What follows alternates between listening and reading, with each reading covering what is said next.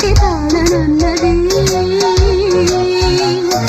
మనుషులెరుగలేరు మామూలు ప్రేమ కాదు, అగ్ని కంటే స్వచ్ఛమైనది.